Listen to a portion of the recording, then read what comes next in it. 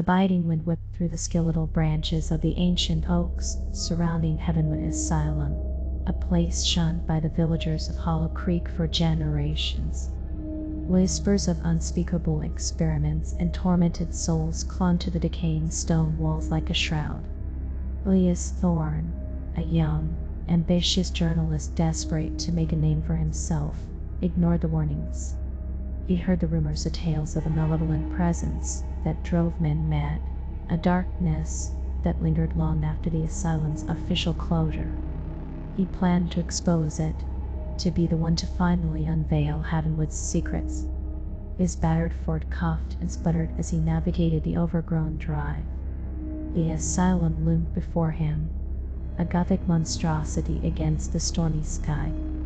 Paint peeled from the walls, windows were boarded up, and the air hung heavy with the scent of damp earth and something indefinably wrong. He pulled out his camera and notepad, a shiver running down his spine that had nothing to do with the cold. Inside, the silence was deafening, broken only by the occasional drip of water. Thus motes danced in the shafts of light that pierced through cracks in the boarded windows. The air was thick with the stench of decay and disinfectant, a ghostly reminder of the asylum's grim purpose. Elias moved cautiously, his footsteps echoing eerily in the vast, empty halls. He documented everything: the rusted medical instruments, the crumbling patient files, the faded murals depicting scenes of religious fervor bordering on hysteria. He found himself drawn to the chapel, a grand, imposing space at the heart of the asylum. The altar was overturned, the stained glass windows shattered, casting fragmented, distorted colors across the room. A feeling of oppressive dread washed over him. He sensed a presence, a watching, waiting malevolence that made the hairs on the back of his neck stand on end. He fought the urge to flee. Behind the altar, hidden by a loose panel, Elias discovered a narrow passage. Driven by morbid curiosity and the journalist's insatiable need to uncover the truth, he squeezed through the opening. A passage led to a small, hidden chamber. In the center of the room, a single object sat on a pedestal, a grotesque obsidian idol, carved with disturbing symbols that seemed to writhe and shift in the dim light. The idol radiated an aura of palpable evil.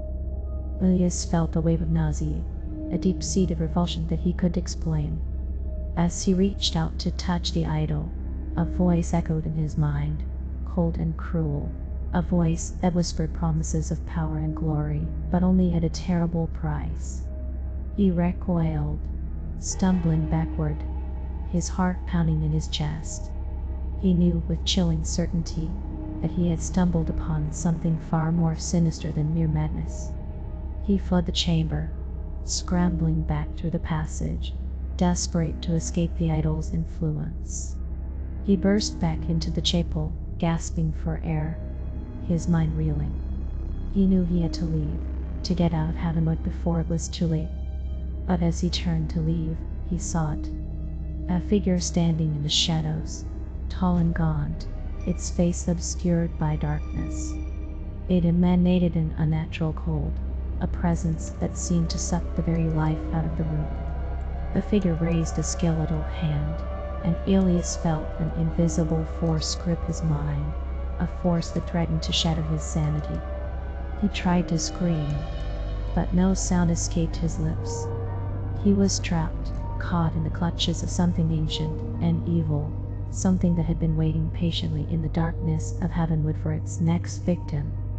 The devil's eradication had begun, and Elias Thorne was about to become its latest chapter.